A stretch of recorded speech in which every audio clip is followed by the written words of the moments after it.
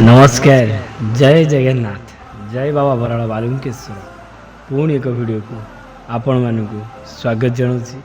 आपण मैंने केमिति अछंती आशा करुच्ची समस्ते भलर थे आउ खुशी थे।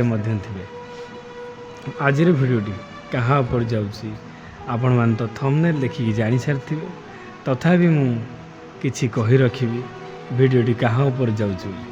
आपण मैंने तो जानते आजिकली एमिति होगलानी जे प्रेम संपर्क गुड़ाक माने किछि किछि लोक अछंती सबकिछि सारीदेला पुओ पिला मान कथा कहूँ झील पिला मानू छाड़ देकी तांको रास्ता रे सी अन्य एक बह कर किछि किछि झील अछंती एबेका जुगर तो एबे टाइम रे झील माने सचोट रे चलचंती तांको ऊपर कौन प्रकार कंप्लेन मु आनी परिबी नाही किंतु जो मानको पई आनी परिबी कंप्लेन सी होचंती पुओ सबु पुओ भी समान नहांती किछि किछि पुओ हेतु बहुत भल अछंती जेमिति कि मो पाखरे वर्तमान पई जेतिक भी झील अछंती 100% झील हेले ना 99% झील हेले 1% पुओ एते जन झील भितर पूजा जो होउची सेतरु जमा 4-5 जन पुओ अछंती आउ न समस्ते झील अछंती।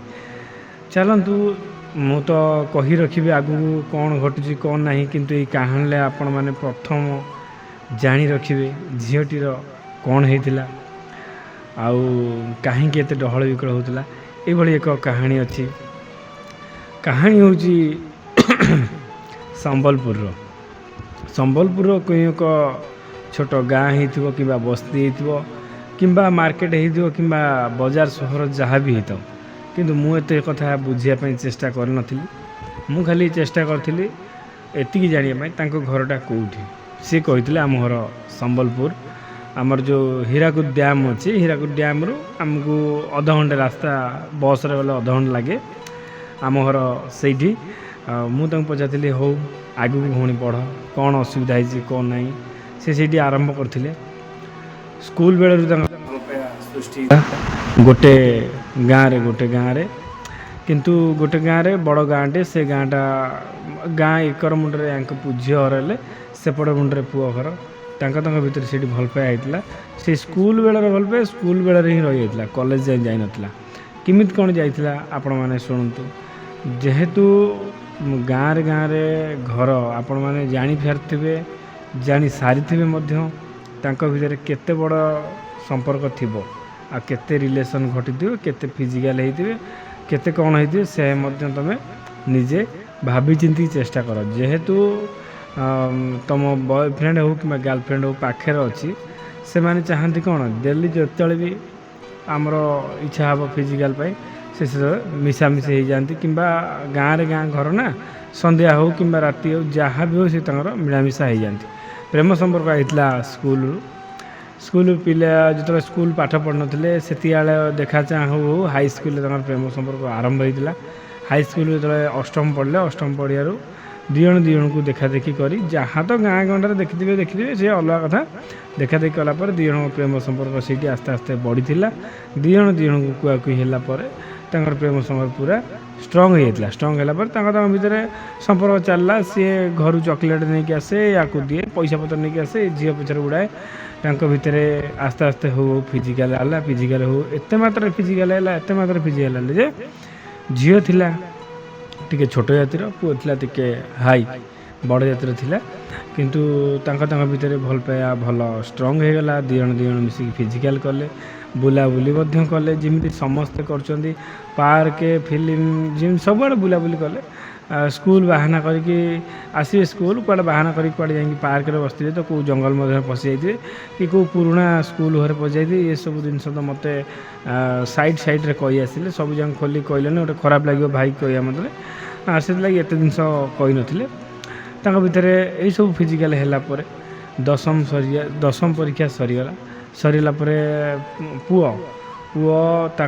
घर लोक गोटे भल प्रस्ताव खोजिकी ठीक करते आगुरी कि आम पुअर दशम परीक्षा सरीगला आम देखा चाह करके रखीदे पचर के देखिकी बयस हेले बाहर करवा किंतु दशम गोटे वर्ष गलापर भीतर सेमती स्ट्रंग थाए संपर्क दिजण एक गजमूर्ख दशम फेल हेले ଫେଲ୍ ହେଲା ପରେ ଆଉ ଆଗକୁ ବଢ଼ିବା ପାଇଁ ଚେଷ୍ଟା କଲେନି। ପୁଅ ତାର ଗୋଟେ ବେପାର କଲା, ଲେଡ଼ିଜ୍ କର୍ଣ୍ଣର ଦେଲା। ଝିଅ ତ ଝିଅ ଘରେ ବସିଲା, ରୋଷେଇ କଲା। ତାଙ୍କ ଭିତରେ ଶାରୀରିକ ସମ୍ପର୍କ ହେଲା, ପୁଣି ବେଶୀ ଷ୍ଟ୍ରଙ୍ଗ ହେଲା। ଝିଅ ଯିବ ତା ଦୋକାନକୁ, ଲେଡ଼ିଜ୍ କର୍ଣ୍ଣର ଯିବ ବସିବ, ଯେହେତୁ ସମସ୍ତେ ଜାଣିଛନ୍ତି ବସିବ। ସେ ଦୋକାନ ମାନଙ୍କରେ ତାଙ୍କର ବନ୍ଦ କରିକି ହୋଟେଲ ପଳାନ୍ତି, ଫିଲ୍ମ ପଳାନ୍ତି, ମନ୍ଦିର, ପାର୍କ, ନଈକୂଳ ଏସବୁ ବୁଲାବୁଲି କରନ୍ତି, ସାଙ୍ଗରେ ଖରାପ କାମ ମଧ୍ୟ କରନ୍ତି। ଏମିତି ବିତିଗଲା ଦଶମ ପରୀକ୍ଷାର ବର୍ଷେ, 2 ବର୍ଷ, 3 ବର୍ଷ ବିତିଗଲା। ତାପରେ ପୁଅକୁ ହେଇଯାଇଥାଏ 20 ନା 22 ବର୍ଷ ହେଇଯାଇଥାଏ। 2-3 ବର୍ଷ ନାହିଁ, ବେଶୀ ବିତି ଯାଇଥିବ। ତାଙ୍କ ଭଲ ପାଇବା ଷ୍ଟ୍ରଙ୍ଗ ଥିଲା, ମିନିମମ୍ 8 ବର୍ଷର ଭଲ ପାଇବା। 8 ବର୍ଷର ଭଲ ପାଇବା, ତାହେଲେ ଆପଣମାନେ ଜାଣିପାରୁଥିବେ ଝିଅକୁ ସେତେବେଳେ କେତେ ବର୍ଷ ହେଇଥିବ କି ପୁଅକୁ କେତେ ବର୍ଷ ହେଇଥିବ। 8 ବର୍ଷର ଭଲ ପାଇବା। ପୁଅ ବାଲା କହିଲେ କି ତୋର ଗୋଟେ ଭଲ ଝିଅଟି ତୋ ପାଇଁ ଠିକ୍ ହେଇଛି, କିନ୍ତୁ ତୁ ଯଦି ରାଜି ହେବୁ ଆମେ ବାହାଘର କରିଦେବା। ପୁଅଟି ବି କହିଲା ଦେଖିଆ ସେ ଫଟୋ ଟିକେ ମୁଁ ଦେଖିବା ପାଇଁ ଚାହିଁବି। ବିଶ୍ୱାସ ଆପଣ କରିପାରିବେ ନାହିଁ, ଏ ଝିଅଠାରୁ ସେ ଝିଅଟା ବହୁତ ସୁନ୍ଦର। ସେ ବି ପାଠଶାଠ ପଢ଼ିଛି, ଗ୍ରାଜୁଏସନ୍ କମ୍ପ୍ଲିଟ୍ କରିଛି। ଆଉ ତାଙ୍କର ଭଲ ଚଳାଚଳି, ଡିମାଣ୍ଡ ବି ଭଲ ଦେବେ। ତାର 2 ଭଉଣୀ, ଇଏ ହେଉଛି ବଡ଼, ଆଉ ଜଣେ ଅଛି ସାନ। ଆଉ ତାର କେହି ନାହାନ୍ତି, ଜମି ବାଡ଼ି ସବୁ ଅଛି। ଏତିକି ସବୁ ଦେଖିଲା ପରେ ମାଇଣ୍ଡ ତାର ସେଟ୍ କଲା କି ଆ ସହିତ ବାହାଘର କଲେ ଆମ ଘରେ ଅଶାନ୍ତି ହେବେ। ତାପରେ ସବୁ ପରେ ମୁଁ ଆକୁ ଏତେ ମାତ୍ରାରେ ୟୁଜ୍ କଲିଣି ଯେ ସେ ପୁରା ମାନେ ମୋତେ ଗୋଟେ ଅବାଗିଆ ଲାଗିଲାଣି। କିନ୍ତୁ ମୁଁ ଗୋଟିଏ କଥା କହି ରଖିବି, ସବୁ କର ଭଲ ପାଇବାରେ, କିନ୍ତୁ ଅତିରିକ୍ତ ତୁମେ ଫିଜିକାଲ ହୁଅ ନା। ଅଧିକ ଫିଜିକାଲ ହେଲା ମାନେ ସେଇଠି ଅଭ୍ୟାସର ପରିଣତ ହେଇଯିବ। ସେ ଜିନିଷଟା ନୂଆ ଲାଗିବନି। ହଉଛି ତ ହେବ, ଆଉ ପୁରୁଣା ହେଇଯିବ। ପୁରୁଣା ହେଇଗଲା ମାନେ ତାକୁ ଯଦି ଆଉ ଗୋଟେ ବେହତର ମିଳିଗଲା ତୁମଠାରୁ ଆଉ ଭଲ ମିଳିଗଲା, ସେ ସେଇ ଜାଗାରେ ତୁମକୁ କ'ଣ କରିବ ନା ଛାଡ଼ିଦେବା ପାଇଁ ଚେଷ୍ଟା କରିବ, ତାକୁ ଆପଣେଇବ, ତୁମକୁ ପର କରିଦେବ।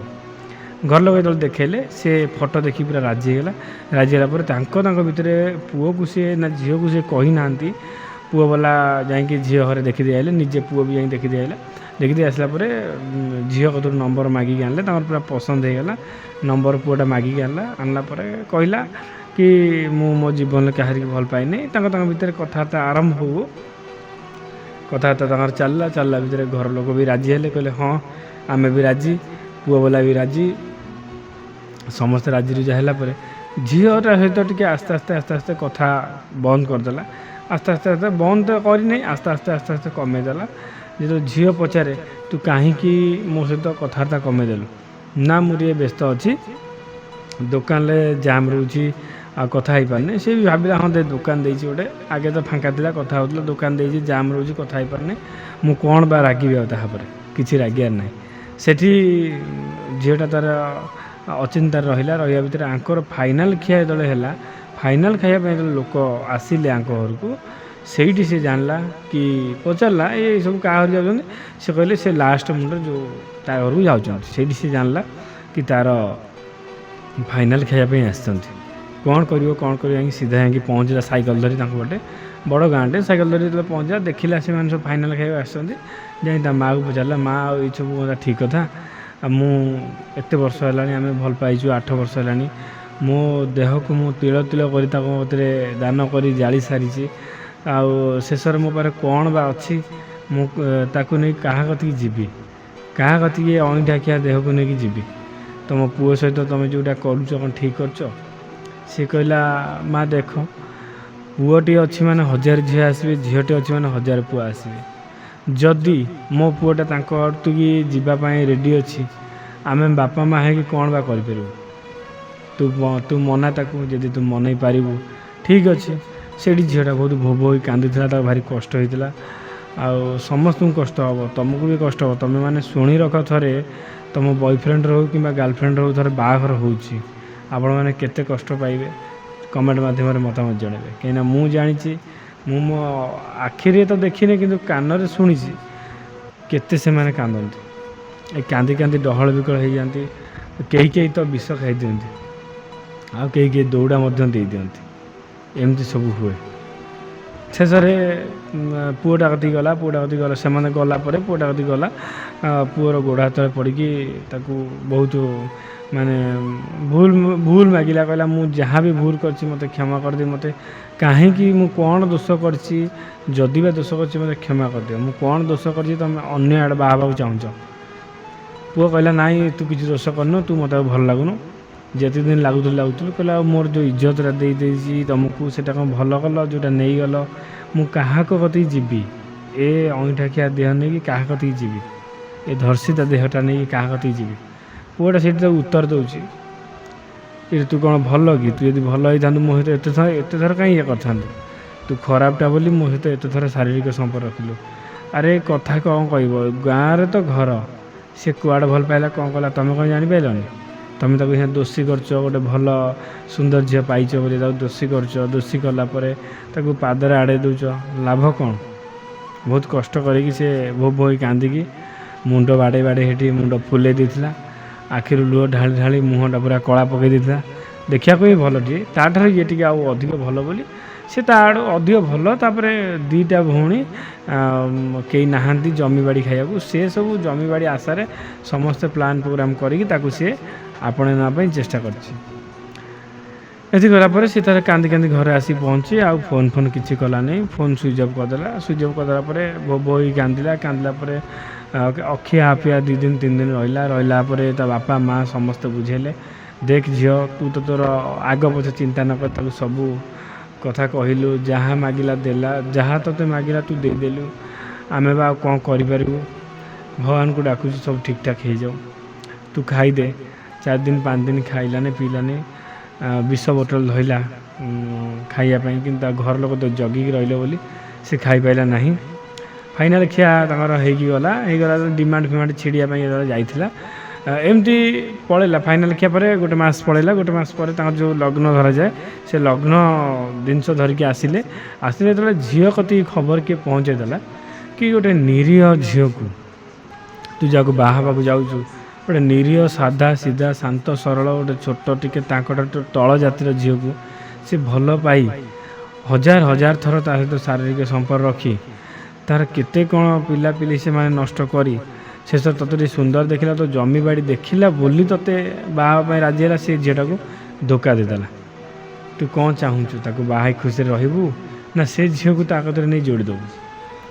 ସାଙ୍ଗେ ସାଙ୍ଗେ ତା ମାଇଣ୍ଡ ଡିଷ୍ଟର୍ବ ହେଲା, ମାଇଣ୍ଡରେ ଅନେକ ପ୍ରକାର କଥା ଘୁରିଲା ଯେତେବେଳେ ସିଏ ନମ୍ବର ଖୋଜି ବୁଲିଲା କି ଯେଉଁଦିନ ଆସିବାର ଥିଲା ସୁକାର, ମାନେ ଆମର ଏପଟେ ସୁକାର କୁହନ୍ତି, ବ୍ୟବହାର ସୁକାର କୁହନ୍ତି, କେଉଁଟା କହିଲ ଆମର ଲଗ୍ନ ଧରାଟାକୁ, ଯେଉଁଦିନ ଆସିବାର ଥିଲା ତା 2 ଦିନ ଆଗରୁ କଲ୍ କଲା। ଯେତେବେଳେ 2 ଦିନ ଆଗରୁ ତା କତିକି କଲ୍ କଲା, ଝିଅଟି ୟାର ନମ୍ବର ଖୋଜି ଏ ଝିଅଟିକି ଫୋନ୍ କଲା, କହିଲା ଆଚ୍ଛା ଭଉଣୀ ମୁଁ ସେ ଯେଉଁ ତାକୁ ବାହା ହେବା ପାଇଁ ଚାହୁଁଛି, ତୁମର କ'ଣ ଅସୁବିଧା ହେଇଛି, କେତେ ଦିନ ହେଲା ଭଲ ପାଇବା ମୋତେ ଟିକେ କହିଲେ ଭଲ ହେବ, ମୁଁ କିଛି ଯଦି କରିପାରିବି। ଇଏ କହିଲା ନାଇଁ ଭଉଣୀ ଆଉ କ'ଣ କରିବ, ସବୁ କିଛି ତ ସରିସାରିଛି, ତୁମର ଖାଲି ଲଗ୍ନ ଧରା ହେବ, ବାହାଘର ହେବ, ଆଉ କରିବ ବା କ'ଣ, ମୁଁ କ'ଣ ଆଉ ଜାଣିବି। କହିଲା ନାଇଁ ଭଉଣୀ ତୁମେ ସେମିତି ଭାବନି, ମୁଁ ଜମା ଧନ ଲୋଭୀ ନୁହଁ କି ରୂପ ଲୋଭୀ ବି ମଧ୍ୟ ନୁହଁ, ସେ କି ରୂପ ରଙ୍ଗ ରଖିଛି ମୁଁ ଜାଣିନି, ମୋତେ ହয়তো ଛୋଟା ସହିତ ବାହାଘର କରିଦେଲେ ବି ବାହା ହେଇଯିବି, କିନ୍ତୁ ଏମିତିଆ ଲୋଭୀ ଚରିତ୍ରହୀନ ପୁଅକୁ ମୁଁ କେବେ ବି ବାହା ହେବିନି। ସେସବୁ କହିଲା ପରେ ଝିଅର କିଛି ମାନେ ବିଶ୍ୱାସ ଭରସା ଆଇଲା ତା ପାଇଁ। ସେ ଝିଅ ବି ସବୁ କହିଲା କି ମୁଁ ପିଲାବେଳରୁ ଭଲ ପାଇଥିଲି, 8 ବର୍ଷ ଭଲ ପାଇଛି, 8 ବର୍ଷ ଭିତରେ 8000 ଥର ନହେଲେ 800 ଥର ଆମେ ଶାରୀରିକ ସମ୍ପର୍କ ରଖିଛୁ। ଶେଷରେ ତୁମକୁ ପାଇଲା ପରେ, ତୁମେ ମୋ ଠାରୁ ସୁନ୍ଦର ବୋଲି ତୁମକୁ ପାଇଲା ପରେ ସିଏ ମୋତେ ଛାଡ଼ି ଦେଇକି ପାଦରେ ଆଡ଼େ ଦେଇକି ମୁଣ୍ଡ ପିଟି ଭଉଣୀ ମୁଣ୍ଡ ଫୁଲେଇ ଦେନି, କିନ୍ତୁ କେହି ଶୁଣିଲେ ନାହିଁ। ସେ କହିଲା ଠିକ୍ ଅଛି, ତାଙ୍କର କାର୍ ଥିଲା, ଡ୍ରାଇଭରକୁ କହିଲା ତାଙ୍କର କାର୍ ଅଛି, ତାଙ୍କର ମାନେ ତା ଭାଇକି ନ କହି ତାଙ୍କର ଡ୍ରାଇଭର ଅଛି ପାଖରେ, ଘର ପାଖରେ ଘର, କି ଡ୍ରାଇଭର ଭାଇ କିମ୍ବା ଭାଇ ଆସ ଟିକେ ଯିବା ସେଇ ଗାଁକୁ, ସେ ଗାଁ ତ ଯିବାନି ମାର୍କେଟକୁ ଯିବା, ସେ ଝିଅକୁ ଆମେ ଟିକେ ଡାକିବା। ସିଏ ବି ସେ ଝିଅକୁ ଡାକିଥିଲେ, ସେ ମାର୍କେଟ ଯାଇଥିଲେ। ମାର୍କେଟ ଗଲା ପରେ ଗୋଟେ ମନ୍ଦିର ଜାଗା ଦେଖିକି ସେମାନେ ଲକ୍ଷ୍ମୀ ନାରାୟଣ ମନ୍ଦିର ଅଛି, ଭଲ ମନ୍ଦିରଟେ, ସେ ଲକ୍ଷ୍ମୀ ନାରାୟଣ ମନ୍ଦିର ଯାଇକି ସେ ବସିକି ସବୁ ଆସ୍ତେ ଝିଅ ତାର ସବୁ ଅତୀତର କଥା ସେ ଝିଅକୁ କହିଲା। ଆଉ ସେ ଝିଅ ଖାଲି କାନ ପାତି ଶୁଣୁଥାଏ, ଆଖିରୁ ଲୁହ ଢାଳୁଥାଏ। ये झीटा कहला देख आमर कई नहांती आमे बहुत गरीब लोक मत कौन सूत्र जहाँ सब आशा भरसा दे मो सहित शारीरिक संपर्क रखिला रखी सारा कहते कि तू भल नुह जब भल होता मत कहीं संपर्क रखी था तोते बाहबिनी तू मत भल लगुनु एम सब याडू साडू पुआटा कहला तू गोटे बेस्या रांडी याडू साडू जो कहला पार्टी धरी हेबन से ना गुरा बहुत कहला से मुंड बाड़े बाड़े ता घर आइला कहीं शुणिले ना ता डाक कौन ता दुख कथा कहीं शुणिले ना कहीं बुझले ही ना शेष झीटी कहला तुम मु अच्छी तुम टेंशन नियनि मु आज एबेठार बाहर भांगिली सांगे सांगे विश्वास करूँ से सामने फोन करके से पुआ को कहला तुम एड़े अलज्या एड़े विश्वासघातक गोटे झीर जीवन को तुम नष्ट करदे मो जीवन टाक नष्ट करा चाहूँ दरकार ना ये बाहर जहाँ आम सब देचु सब फेरे आने आ कि दबा ही दरकार नहीं बाहर करिया ही दरकार नहीं मु मोर बाहेबिनी मु अलग आड़े बाहेबी तुम जो झीर जीवन को नष्ट कर से झील कति जीव जे नजीव तुमको कहीं हेले कहीं बाहेबेनी आ जब कौटी बाहर कर हम तुम मुझे बाहर भांगी जमी भांगी तुम क्या भावुच आमर कहीं चिन्हा ना आम समस्त चिन्हा अच्छा तुम गाँव चिन्हा अच्छा तुम जो बाहर आस भांगू एमती है बापा माँ समस्त शुणिकी पूरा स्तब्ध हो बसीगले माइंड सेट कले कौन करवा कौन ना आउ तो बाहर भांगीगला लग्न धरा है नहीं किंतु यही मसर बाहर हम बोली आम सब रेडी होते विश्वास करें ना पुओ को ता बापा माँ कहले अरे पुओ तू से झील को फोन कर से झील सहित तू जहाँ भी भूल करचु तो स्त्री तो सहित भूल करचु ना से झीटा यदि मरी मुरा जाए कि किसी असुविधा तार हो जाए सब जहाँ दोष तोरी उपरକୁ जीव रे पुओ भगवान तो केवे भी सही पारे नहीं सांगे सांगे माने हाँ पूजा तो मुझे कौच पूजा तो झील जो बहुत कष्ट पाई पाई से कहारी कति जाई नहीं खाली गोटे गुणिया पाखु जाइला 4000 टଙ୍କା देला देलापर मुझे कही रखुची जो तार फाइनाल खाई गले ता 2-4 दिन कांदिला अखिया आपिया यूट्यूब रे ताकती डायरेक्ट वीडियो गला मोर तो वीडियो गला किंतु मो आगुरी गोटे गुणिया पाखु जाइला से गुणिया ताकत 4000 टଙ୍କା खाई फोन को तार ब्लॉक कर देला मत जो फोन कला मत जो फोन कर कहला भाई एमती केमती असुविधा आ जन को विश्वास करके देली 4000 टଙ୍କା से खाई बसीगला आस्ट्रोलोजर मतलब आस्ट्रोलोजर सब जहाँ ठक भाई मैंने शुणु कि भौणी मैंने शुणु एठी यही जो घांकेश्वर पूजा होची कर कि न कर सी अलग कथा बालुकेश्वर पाखे मानसिक कर कि न कर सी अलग कथा कि कौन से आस्ट्रोलोजर को विश्वास कर लक्षाधिक टଙ୍କା कि 1000 टଙ୍କା गणी दिए ना कहीं से होती तार तमें माने मु एबे अच्छी कौटी जाजपुर जिलार अच्छी एबे आपण मैंने जब कहे कि भाई आम तुम पाखक जावाक चाहूँ कि से मंदिर जावाक चाहूँ मु कहि आसतु किंतु थरे आसतु कहीं ठाकुर पाखक अधिक थर आसला मैंने ठाकुर कहे ये मो पाखक सेमती आसू तार सक्सेस करेबी से सेमती बार बार मो पाखक आसत